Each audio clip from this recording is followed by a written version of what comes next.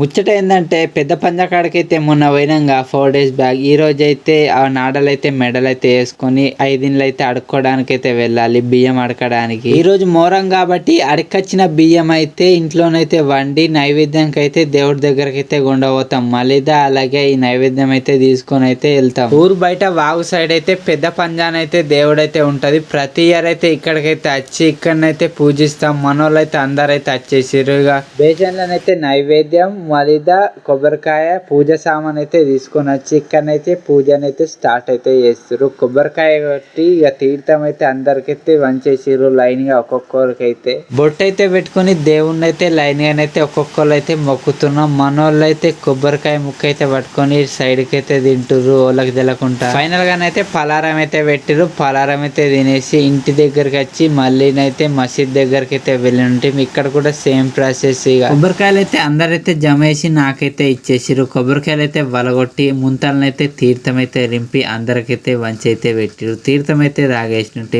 మొహరం పండుగనైతే ఇట్లా అయితే జరిగింది మా విలేజ్ లో. మీ విలేజ్ లో ఎట్లా జరిగిందో కామెంట్ అయితే చేసేయండి.